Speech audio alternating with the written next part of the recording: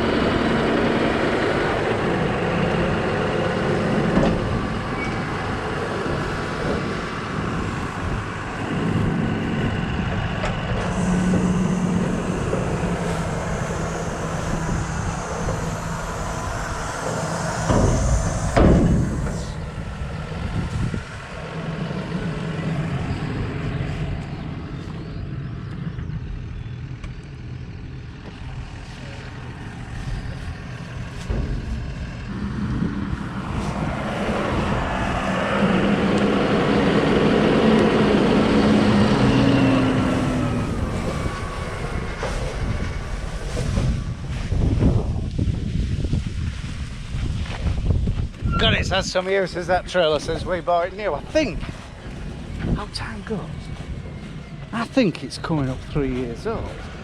Is it 2 years old? But yeah, money well spent, that bloody trailer, because it just, the big low profile or the flotation tyres, I don't know, super singles are alright, but it needs to be dried on it when you start going off road. They're marvellous. Right, let's go see. Get this irrigator going. Ollie was using the old wall trailer yesterday, and as he gets big, like it's a big loading anyway. This compost is going on that grass there. Whether it'll make us a third cut, with time will tell, weather permitting, and well, I think it's grown out. But anyway, this compost is going on this grass here. And as I say, I was using that trailer yesterday, and it just got home and back.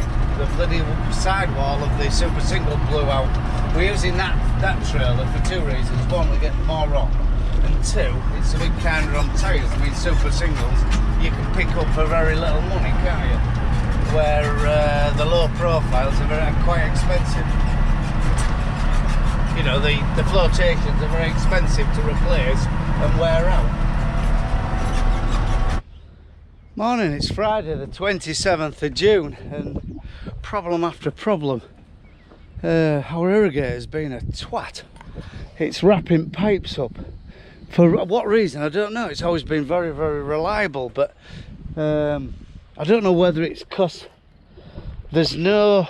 I don't know whether it's because the pipe's still straight into rows, or it's got slightly out of timing, because when we do pull it out it seems fine, but I can't see any problems and everything's working perfect. So anyway, what it's doing, it's getting to this point and wrapping its last reel up, which is activating the stop, which is shutting down the old reel. So that is a safety, well, obviously a safety device. When you get to an end of a pull, it shuts itself down. And number two, if it wraps up, she activates it and shuts itself down. So in that respect, it's doing what it should, but I'm gonna have to pull it out again and then come back and feed it in with bars. Well, I brought some bars and sort of feed it in so it does that last reel. How it should, I'll try to do that later on. But the second problem, bloody wind. We've had all this week's been massively windy through day and still on a night, so we've been watering Matt's taste through night. And tell you what, I wish I took Job onto it because it's been an absolute bottle ache. But lad's struggling to get round a bit his others, so I'm sort of helping him out. But yeah, one of them jobs which kept me gob shut. We've got enough on without doing this, to be fair. It wouldn't be so bad if there was no problems. Do you know what I'm saying?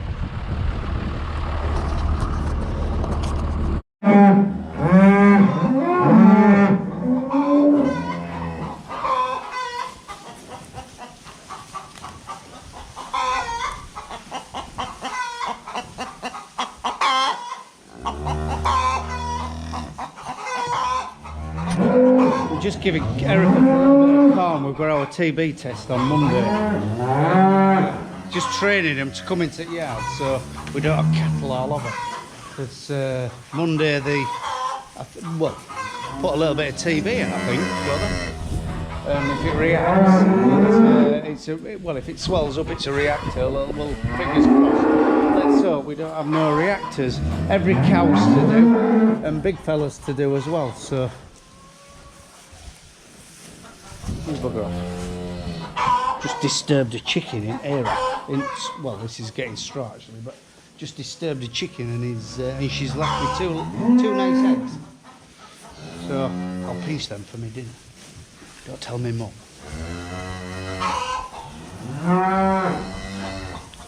Yeah, we're just tempting them with a bit of barley and also a little bit of molasses as like a bit of a treat for them, so they're rushing next time. They're vocal, aren't they? Right, we'll let them out. There's one though that's been really wily. I'll put my eggs there because you know what's going to happen, don't you? We're going to end up with scrambled egg rather than boiled eggs. Some flesh on them. Come on. Yeah, that bugger. This lady here, she's not keen at coming in. In fact, she won't go in with rest. Oh, what are they all going in there for? Anyway, it don't matter, they can go in there. But she'll go in there, will the one that won't come in the main yard. I don't know whether she's frightened at rest or she knows sort of, last time she went in there, she got her feet done. And I think it's upset her a bit.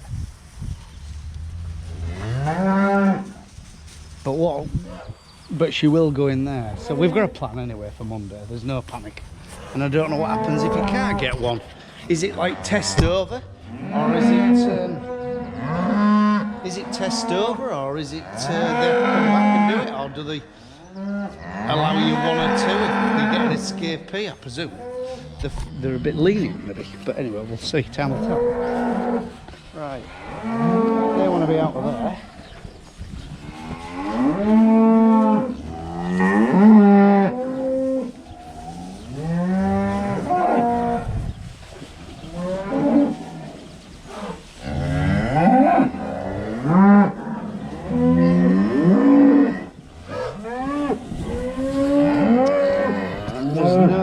There's no grass whatsoever in our paddocks though, but they aren't poor. You know, the cows are half as poor as last year, so it's certainly paying giving the calf ad lib cream.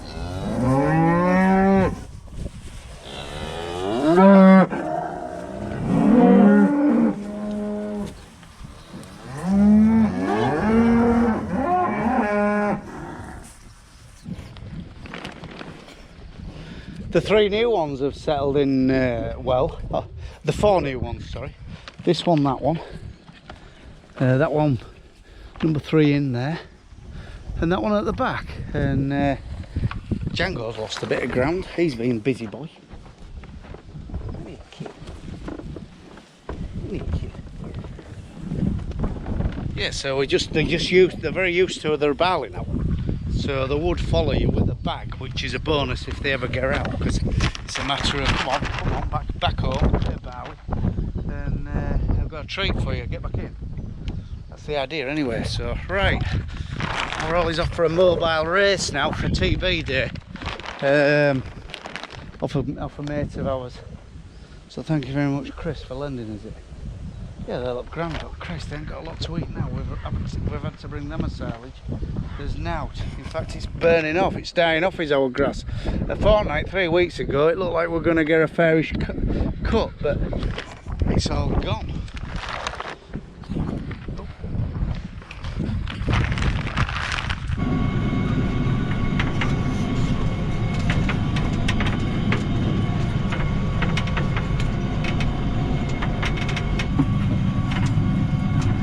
Our neighbour's drafted us in. His usual man's like, well, I don't know what the story is, to be fair, but anyway, his usual man's couldn't come, so we're doing a bit of tedding for him. And it's not the best of crops, but there is a crop. It's to be fair, our Ollie rose it up for him, and it's so long back since he did it, so I think he should be satisfied for time it's been to regenerate, sort of thing. And yeah, it's a bad crop, really. Yeah, the Pockleton Canal is here, and I don't think boats can get to here, but they can get to the lock further down. Whether they will ever get to Pockleton, I don't know.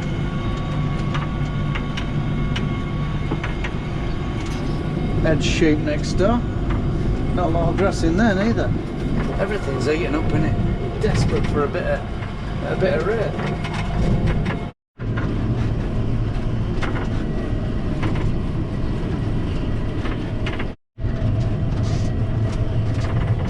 Ed's not happy. He's not happy with his second cut. He was expecting it doing a lot heavier, but anyway, he's buggered off to feed his bulls and left me to spread this about.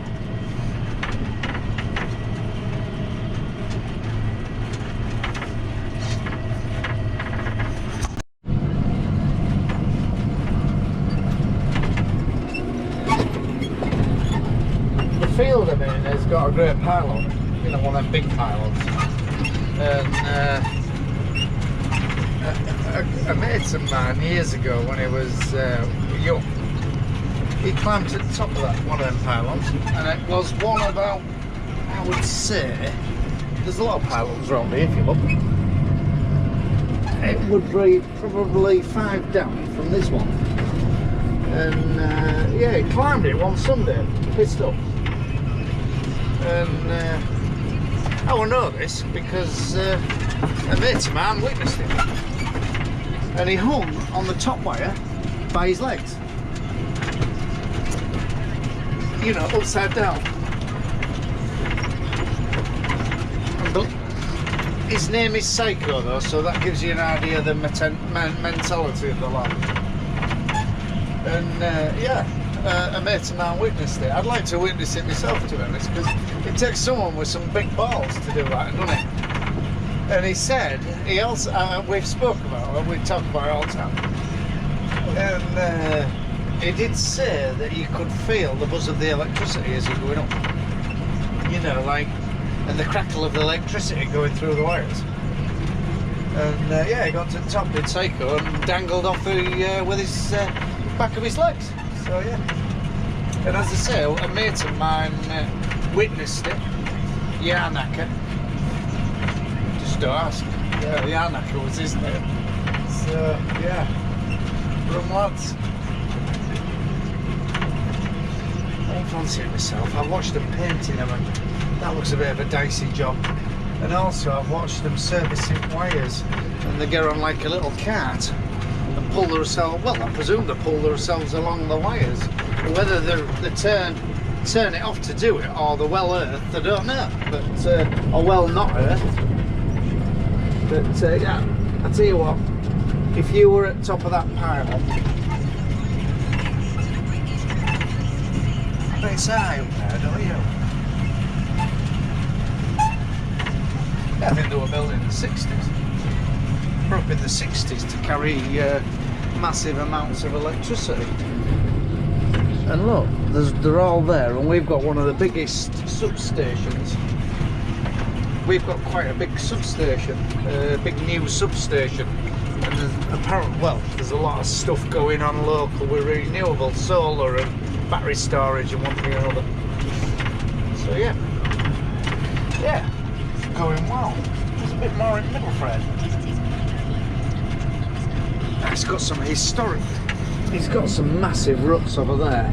He did tell me about them. I thought I'd be alright, but I did go through them once, and bloody thing was bouncing all over. I ain't bust any tines, but I'm going in there again.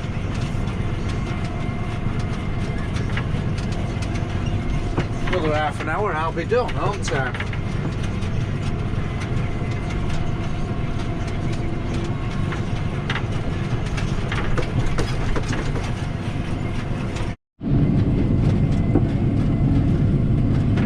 That's high, innit? You know, to dangle off that top line, which is just a support line, by the backs of your legs. Christ, that takes some really. That's bravery, innit? Or stupidity, whichever.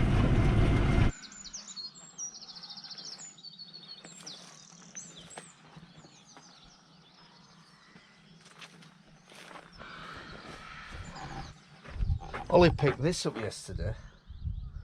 Oh, it's lovely, isn't it? Yeah, a mate of mine's borrowed it. He says, I just mentioned that we're having our TB test, and he just says, oh, come down for our race, it'll make your life so easier. Well, he insisted, actually, because I wasn't going to bother. I thought we could have managed, but he says, no, come down for it, because you'll glad you have, because it makes it so easy. It's a bateman. Bateman? Is bateman same as the sprayer bateman? But yeah, hydraulically lifts up. You back it into place.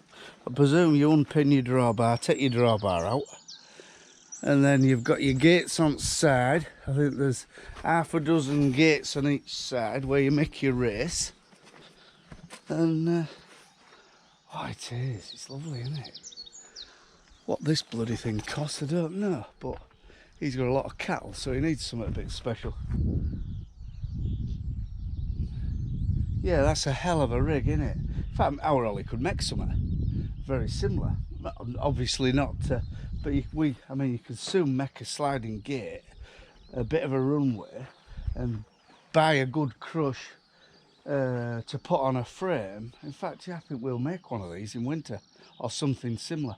I know we keep going on about different projects and one thing or another, but I like a winter project. I think our Oliver could make one. Or we could make one. Something similar anyway. Obviously not as advanced as that, but yeah, something to do a job. Yeah, very impressed with that.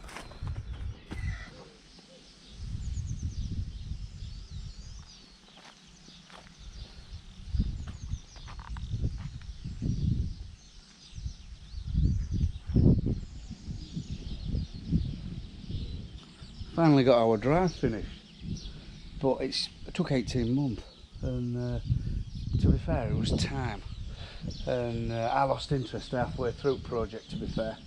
And anyway, we made an effort a couple of weeks ago and got it finished. I put the sets in, lads helped me concrete these 3 bays, and yeah, quite pleased actually.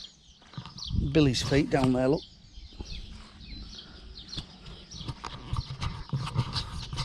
And it didn't cost much actually. And there's a similar area in our local town, what they've put like sets down and a bit of a fancy seating area, and it's nothing fancy really. And the price ticket on that was over 100,000, and I thought, how do these companies get to these prices? Where this has cost about, well, I would say, I don't know really, not a lot, but a lot of time and sweat. But yeah, very pleased, got it done. Tick that box before harvest, so the trouble is it was supposed to be before last harvest. So yeah, happy. On that note, from a Rufford farm in East Yorkshire with a pink drive, get some rainbow flags soon. Bye for now.